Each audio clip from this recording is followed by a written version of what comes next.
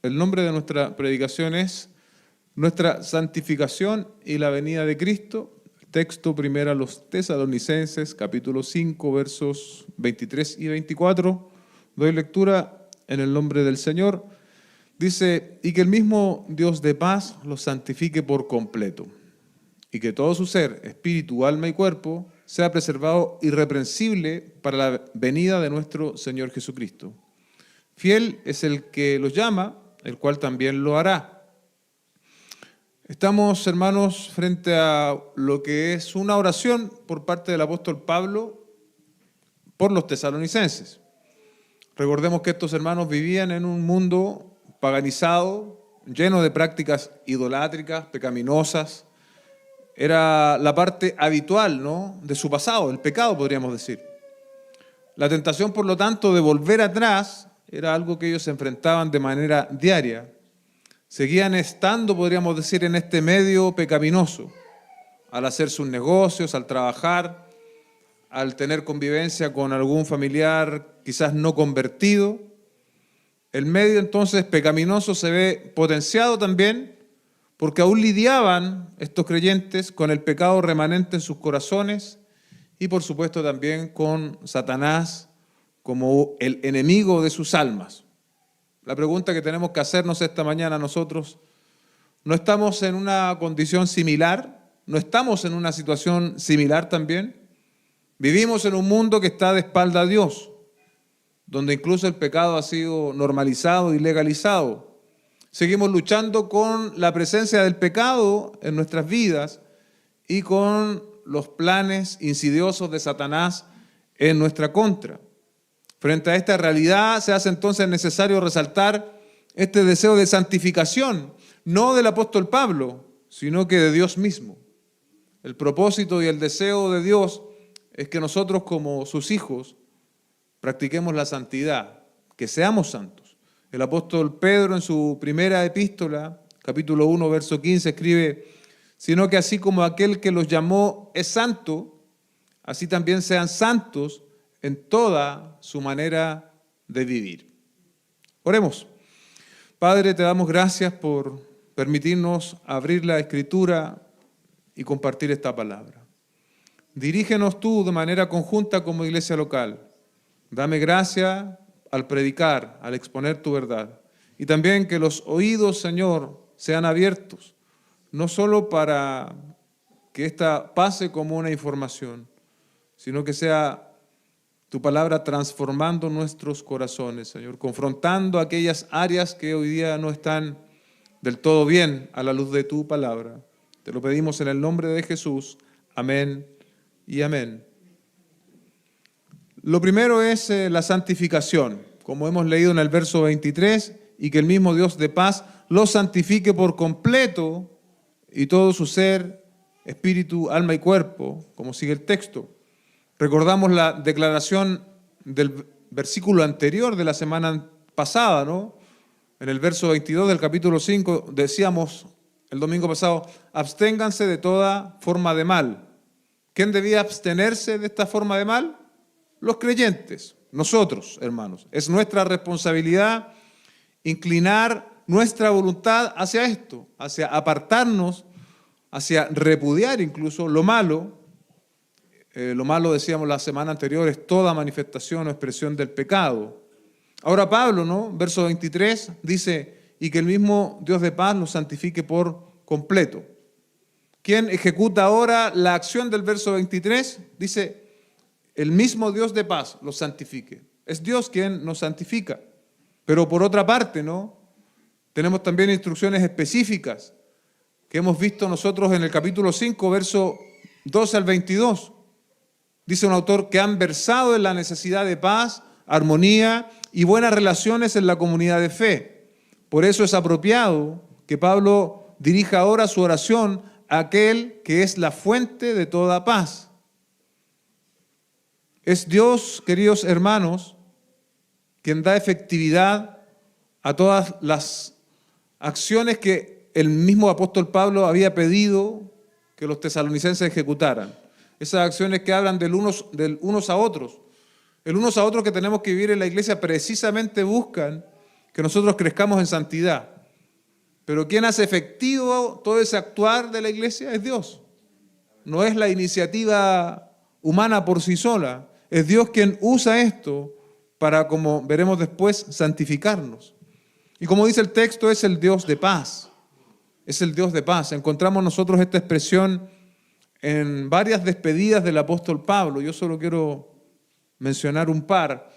En Romanos 15:33 dice, el Dios de paz sea con ustedes. Amén.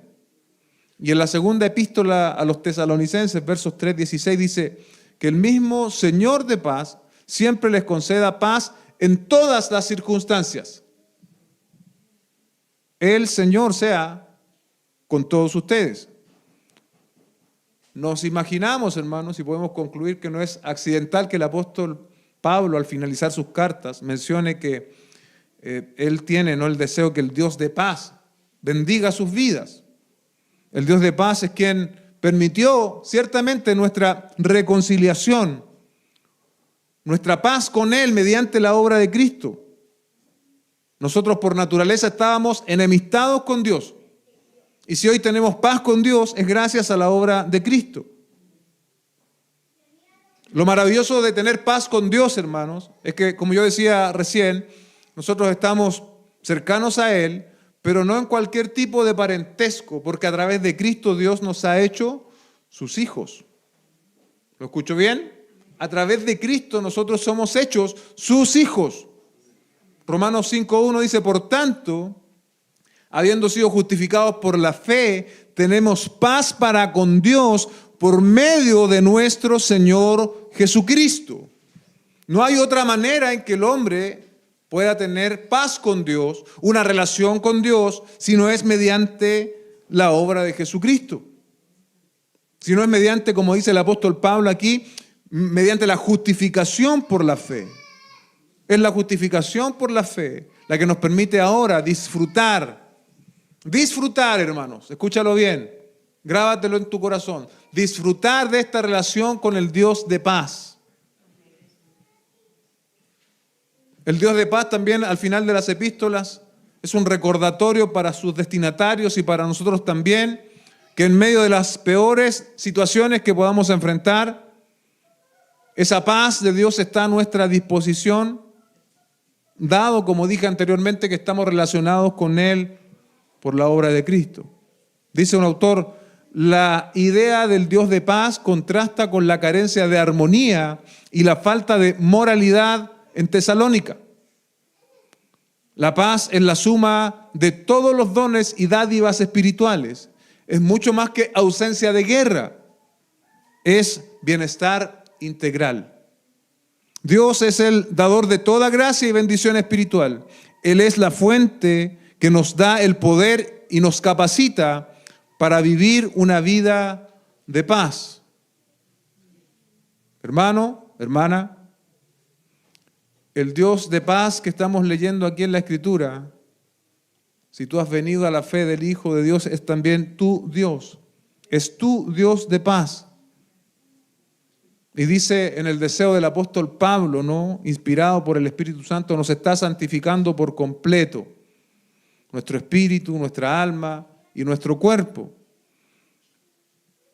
Es algo que tengo que mencionar, ¿no?, porque aquí muchos basan su definición respecto de qué compone al hombre. Y aquí hay una discusión teológica. ¿Es el hombre dicótomo, es decir, tiene dos partes, cuerpo y alma? ¿O es el hombre tricótomo, tres partes, espíritu, alma y cuerpo? Lo cierto es que la intención del apóstol Pablo al escribir de esta manera no es, poner fin a esa discusión. No es la intención de él establecer si el hombre tiene dos o tres partes, para nada, sino más bien establecer que la santificación debe abarcar todo nuestro ser. La santificación no es una cuestión solo de externas, ¿sí? ¿Recuerda usted que los fariseos de la época del Señor Jesucristo enfatizaban mucho lo externo, las conductas, las costumbres, los actos? Pero Jesucristo mismo dijo de ellos que eran sepulcros blanqueados, lucían muy bien por fuera, pero por dentro solo había muerte, en otras palabras. La santificación es algo que abarca no solo cómo nosotros lucimos, sino también algo interno. De hecho, debe ser en ese mismo orden. Y es lo que el apóstol Pablo quiere decir acá. Y cuando nosotros examinamos, solo hacer este paréntesis, respecto de esto de la tricotomía o dicotomía, cuando nosotros examinamos los versos en general, nos damos cuenta que mayormente nos llevan a la conclusión o la definición que somos dicótomos. Solo quiero mencionar un ejemplo. En Lucas capítulo 1, verso 46-47, dice, entonces María dijo, mi alma engrandece al Señor, escuche bien, y mi espíritu se regocija en Dios mi Salvador.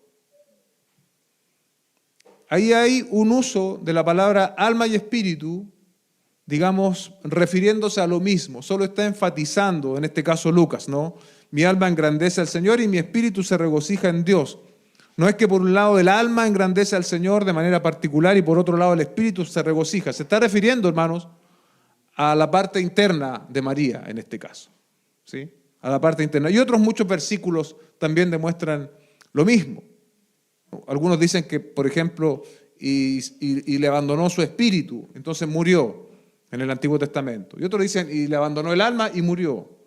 Eso más o menos demuestra el asunto de la dicotomía, pero aún así no es el tema, ¿no?, de la carta, no es la intención de Pablo, sino establecer, como dije antes, que todo nuestro ser sea santificado. Dice un autor, la frase da relevancia al llamado de los creyentes a la santidad en cada una de las áreas de su vida. Eso es, con eso tenemos que quedarnos.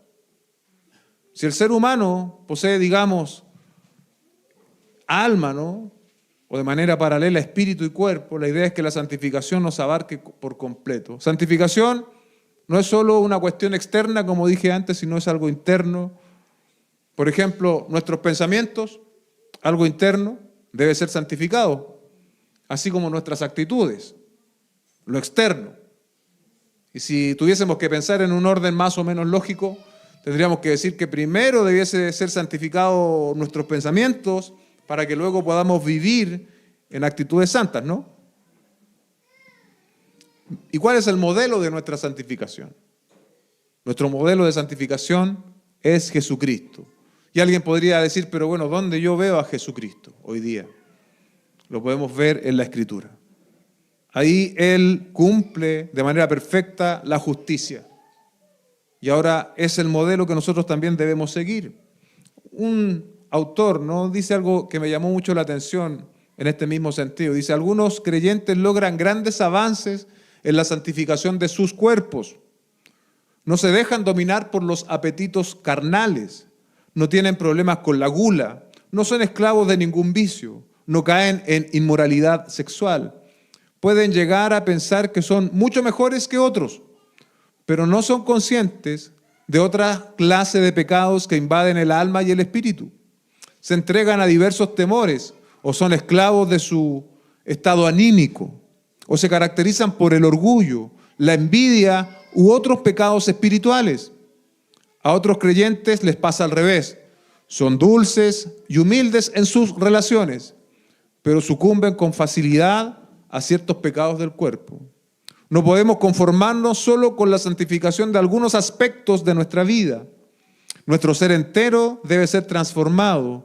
Necesitamos ser rescatados de la carnalidad de nuestros cuerpos, de los defectos de nuestra personalidad, de nuestros pecados de espíritu, dice David Burt. Efesios capítulo 1, verso 4, dice, porque Dios nos escogió en Cristo antes de la fundación del mundo para que fuéramos santos y sin mancha delante de Él en amor. ¿Qué nos está diciendo este texto, queridos hermanos?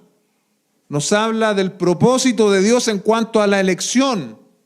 El propósito de Dios en cuanto a la elección que ocurrió antes de la fundación del mundo. Si nos preguntamos para qué nos escogió Dios, este texto de manera directa nos dice para que fuéramos santos y sin mancha delante de Él. La santificación, por lo tanto, hermanos, no es la característica de los cristianos más espirituales. La santificación debe ser la característica del cristiano y punto. Tú y yo somos llamados a ser santos, apartados. Eso es el significado de la palabra santificado. Santificado es apartado. Tú y yo fuimos apartados mediante la obra de Cristo. La santidad no viene por nuestro pensamiento o voluntad, sino por la obra de Jesucristo y el Espíritu Santo. Son ellos quienes le dan totalidad o integridad, hacen el proceso divino completo. Dios es quien nos da esa llenura, quien nos hace completos y nos perfecciona para su servicio. El hombre no puede hacer santo a otro hombre. La santidad es un proceso divino. La santidad es un proceso divino. Esa es una idea central de lo que está diciendo el texto, porque dice que el Dios de paz os santifique por completo. Tenemos, por lo tanto, amados hermanos, este desafío de vida, de ser santos como Cristo es santo, en nuestras relaciones, en nuestros matrimonios, en nuestros trabajos, en nuestros estudios.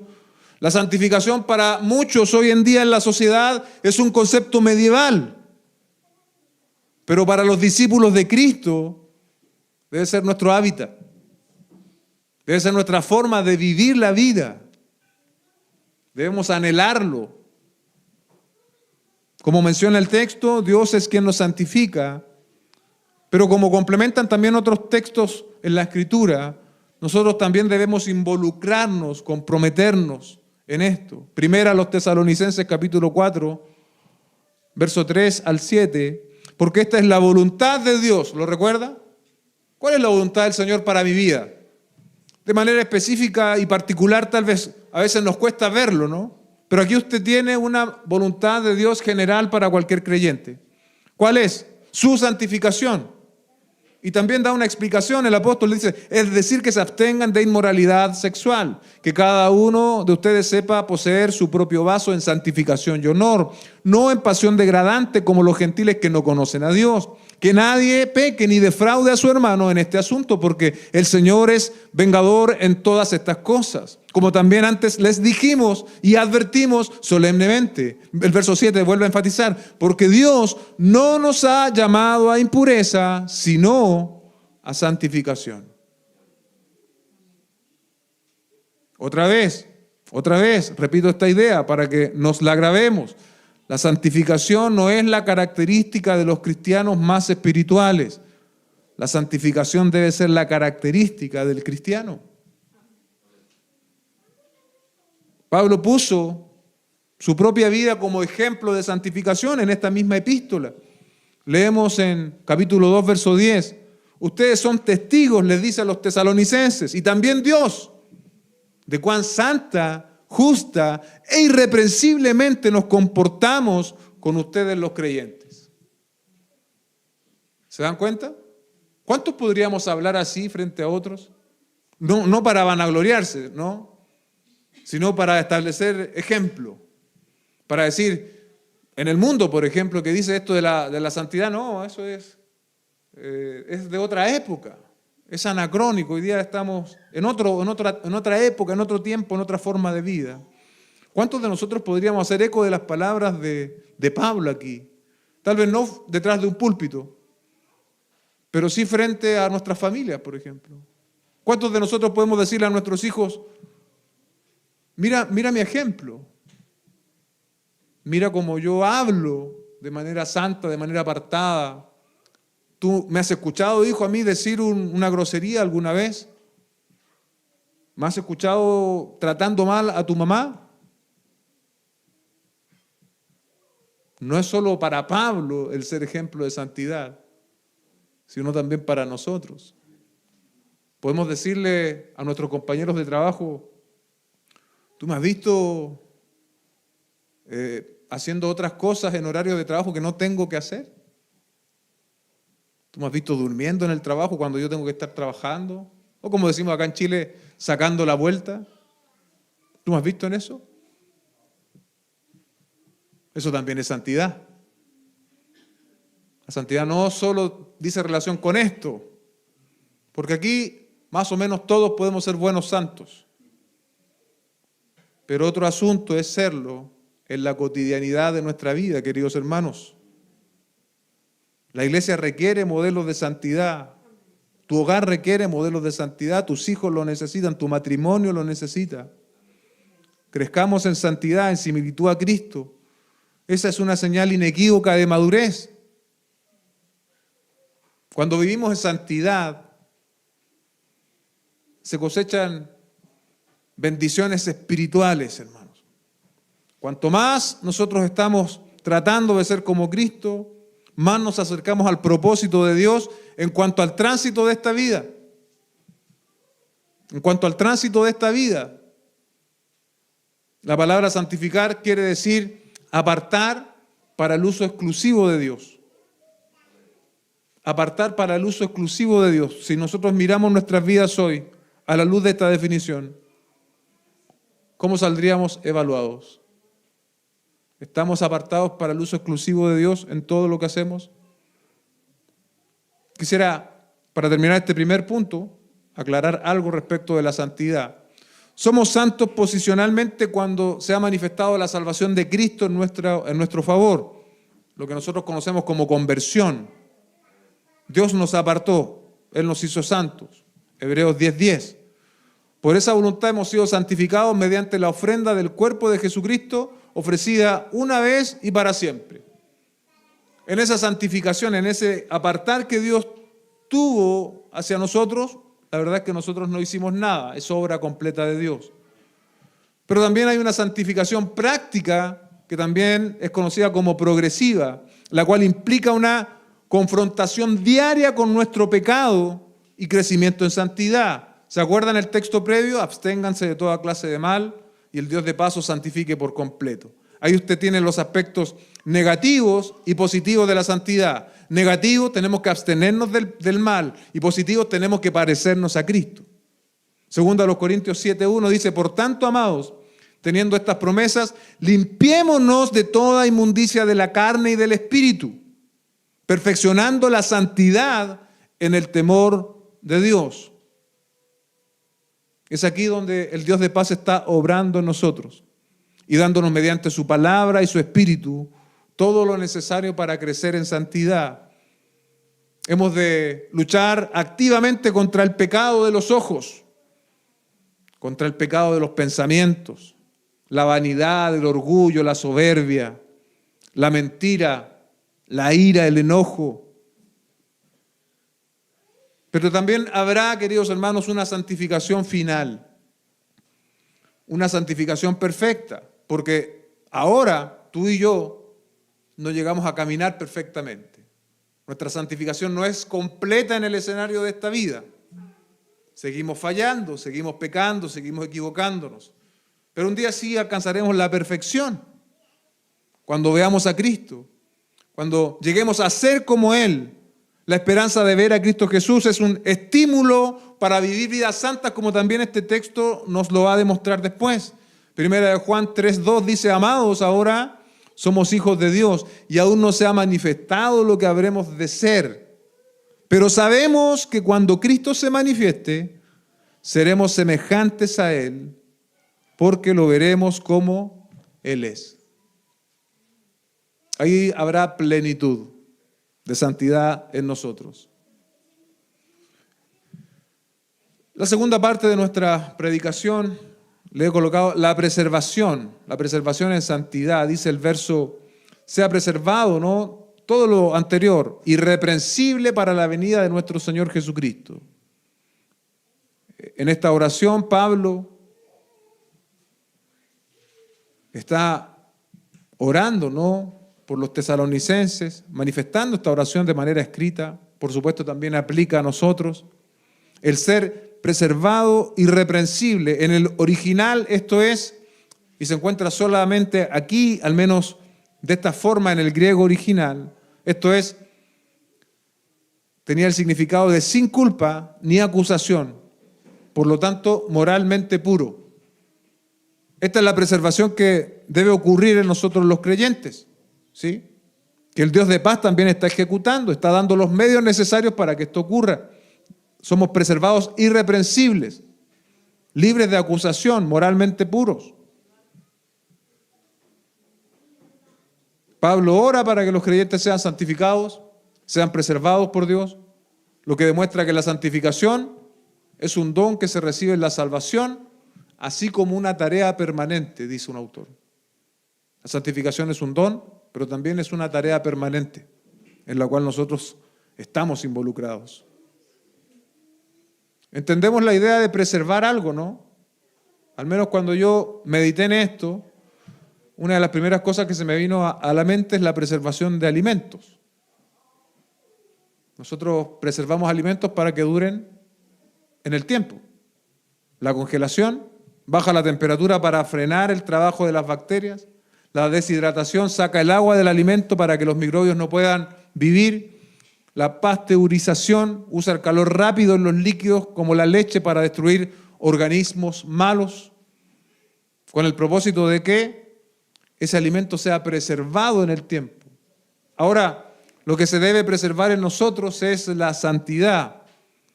Y es obvio que para ser preservados en santidad también debemos contemplar ciertas condiciones.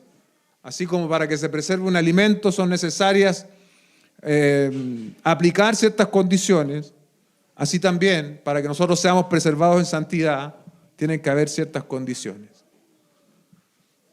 Las prácticas de la comunidad que hemos visto en el capítulo 5 ciertamente empujan hacia allá. Cuando Pablo escribe en 5:14, les exhortamos, hermanos, a que amonesten a los indisciplinados, a que animen a los desalentados, a que sostengan a los débiles y sean pacientes con todos. Eso está buscando, ¿no? La preservación en santidad.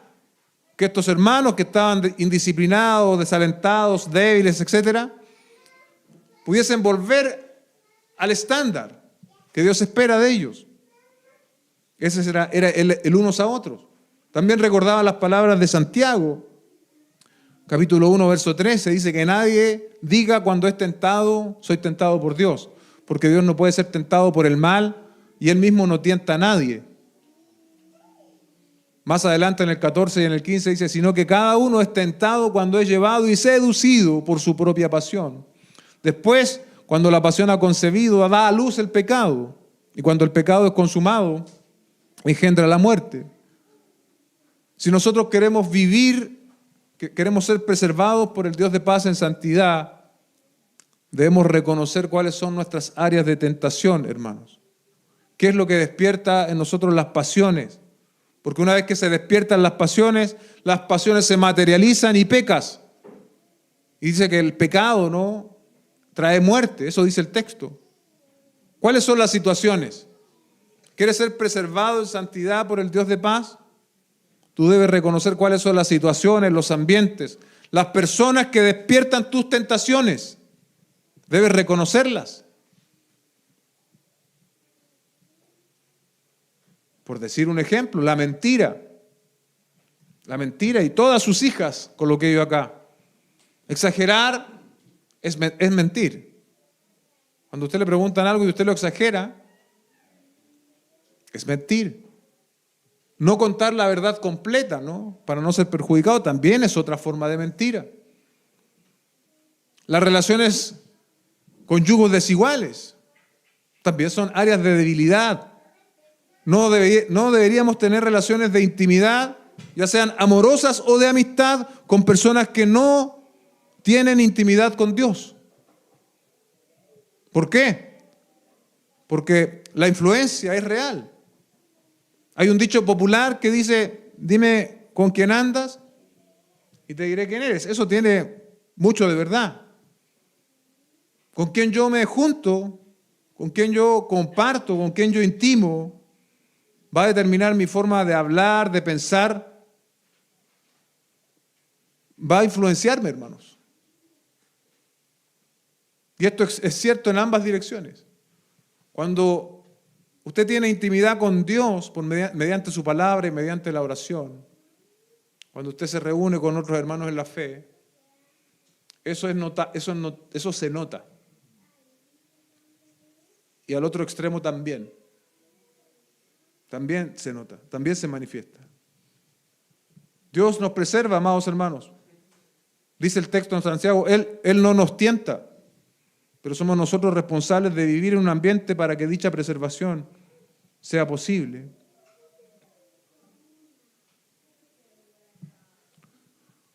Todo nuestro ser debe ser preservado entonces en santidad, dice el texto, ¿para qué? Para la venida de nuestro Señor Jesucristo.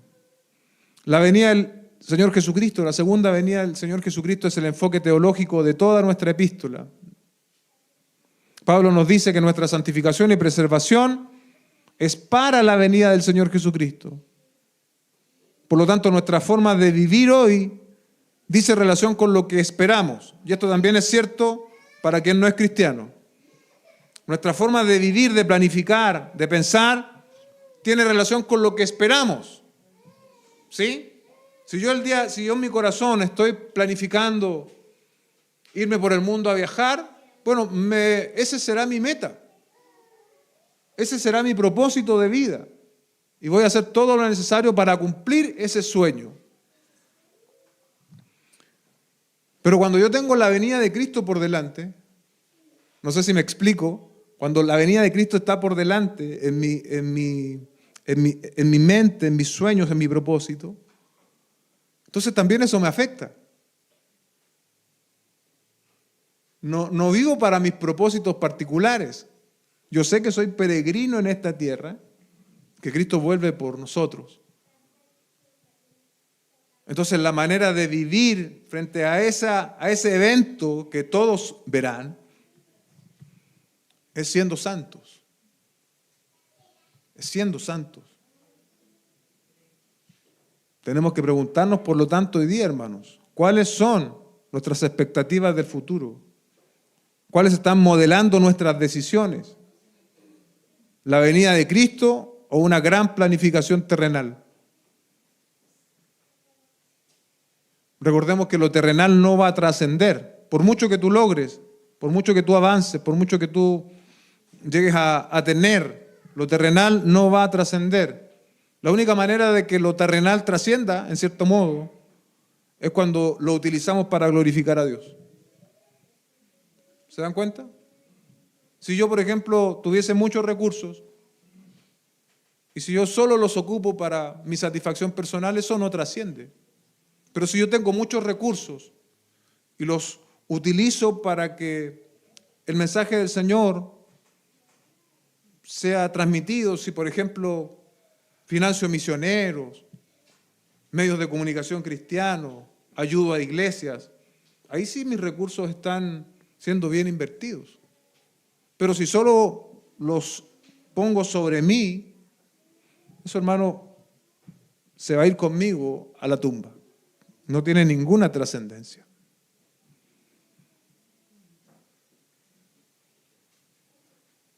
¿Cómo estamos viviendo? Esa es la pregunta. ¿Santamente? ¿O estamos viviendo una especie de mezcla entre lo santo y lo profano? Un objetivo que mira la vida santa, queridos hermanos, es la venida de nuestro Señor Jesucristo. Tenemos que pensar en esto. Efesios capítulo 4, verso 13, hasta que todos lleguemos a la unidad de la fe y el pleno conocimiento del Hijo de Dios, a la condición de un hombre maduro, a la medida de la estatura de la plenitud de Cristo.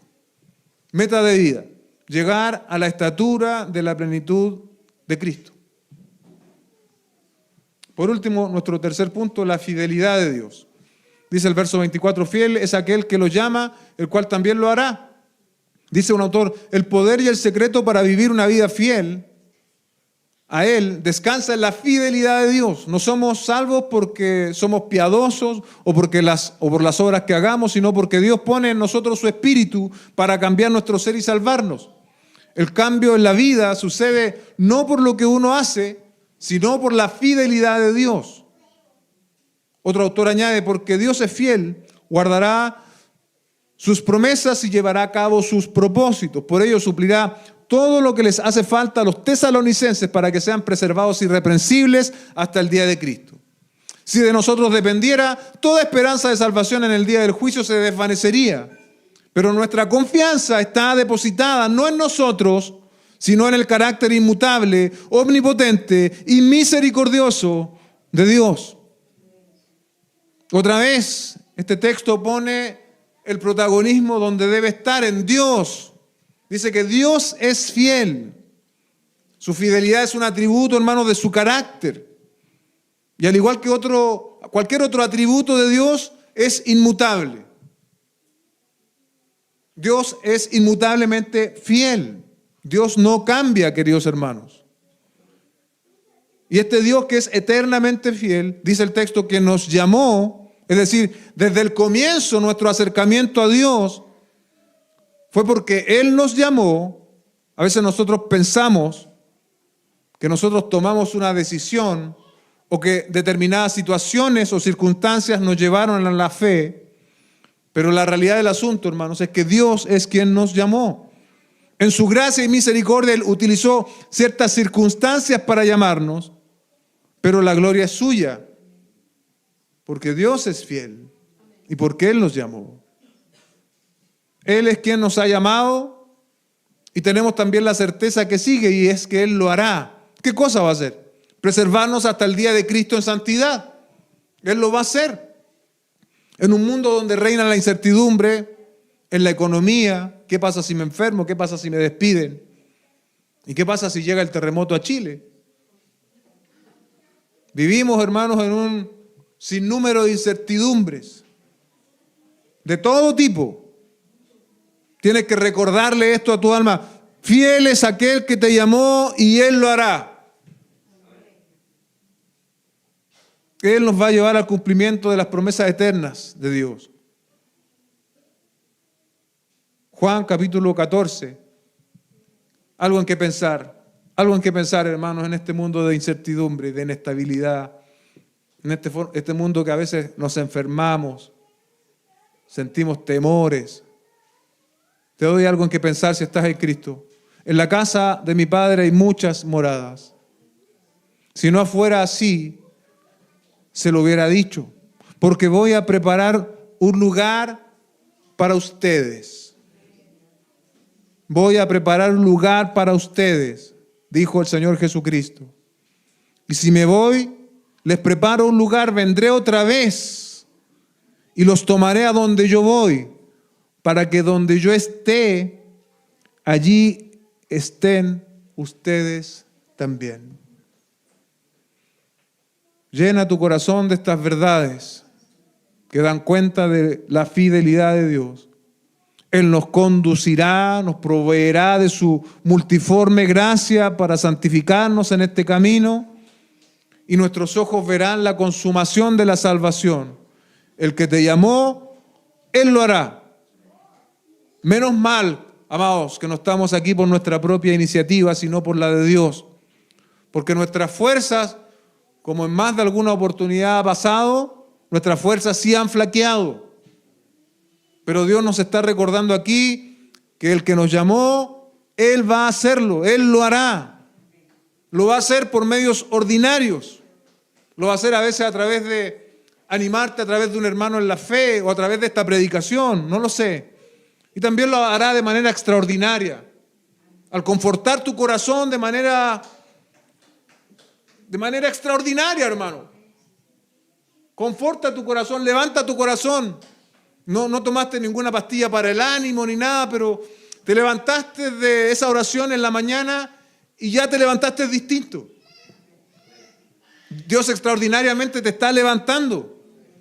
A veces no somos conscientes y agradecidos de esos momentos en los cuales venimos abatidos en oración, y al terminar esa oración estamos confortados.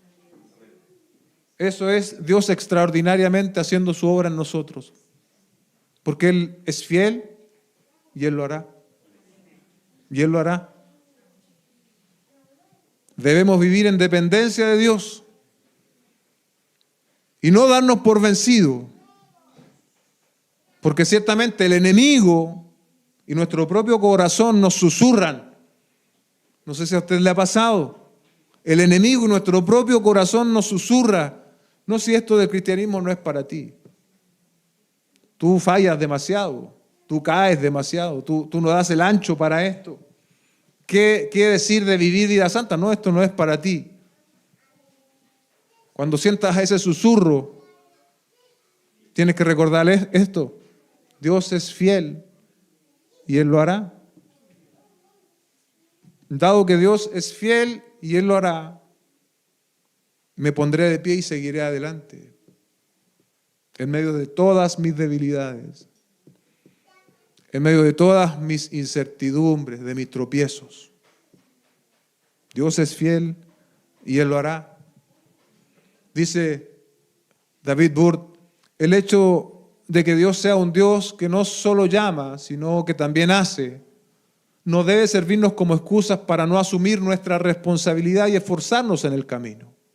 Pero es motivo de enorme consuelo saber que, en última instancia, nuestra salvación eterna no depende de nuestra capacidad de aferrarnos al camino, sino de la capacidad de nuestro Señor para guardarnos en Él. Para guardarnos en Él, queridos hermanos. A veces la meta nos parece inalcanzable. Recibimos la impresión de que cuanto más nos esforzamos, tanto más nos enredamos con el pecado. Cuanto más deseamos sostener relaciones fraternales hermosas que glorifiquen a Dios y testifiquen al mundo acerca del poder transformador del Evangelio, tanto más es como que si el diablo se riera de nosotros y la comunión de la iglesia fuera menguando, decreciendo. Procuramos obedecer las instrucciones, pero vamos con cada vez más claridad al punto de que somos esclavos de nuestro egocentrismo y lo mucho que nos cuesta amar a nuestros hermanos como Cristo ama. Entonces debemos hacer lo que hizo el apóstol, levantar la mirada al cielo y reconocer que nuestra ayuda viene del Señor. Y si Él no nos transforma, jamás seremos transformados. Pero si Dios está por nosotros, ¿quién estará en contra de nosotros? Y efectivamente en esto podemos contar con el apoyo total de Dios. El Padre tiene la intención de santificarnos por completo, como hemos visto en este texto, y en su fidelidad lo hará. El Hijo se ha dado a sí mismo con el fin expreso de santificarnos, y el Espíritu, que se llama Santo, en otras razones, es porque nos santifica. Todo Dios se compromete en este empeño en el cual ahora nosotros también debemos esforzarnos. No nos corresponde saber cómo sucederá, pero nuestra victoria final está garantizada porque en última instancia no depende de nosotros, sino de Dios. Cierra este autor. Dios es fiel, queridos hermanos. Dios hará su obra en nosotros. Si para alguno de ustedes esto resultó como chino mandarín, quiero decirte que Jesucristo fue a la cruz del Calvario para morir por los pecados del hombre. Aquel que cree en ese sacrificio es justificado por la fe. Se arrepiente de sus pecados, confiesa sus pecados y viene en arrepentimiento y fe delante de Él, ya no es más una criatura, pasa a conformar las filas de los hijos de Dios, gracias a la obra de Cristo. Entonces, cuando ya eres un hijo de Dios, gracias a la obra de Cristo, el tránsito por el cual vas a andar es lo que hemos hablado esta mañana, el de la santificación. Que el Señor, amados hermanos, siga obrando en nosotros. Amén. Vamos a ponernos de pie para orar. Oremos al Señor. Padre, te damos gracias esta mañana por permitirnos compartir tu palabra. Haz que ella obre en lo profundo de nuestros corazones. Que seamos no solo confrontados, sino animados en el hecho de que es tu fidelidad la que obra en nosotros, Señor. Y que tú harás uso de todos los medios comunes y corrientes y medios sobrenaturales para cumplir tu propósito.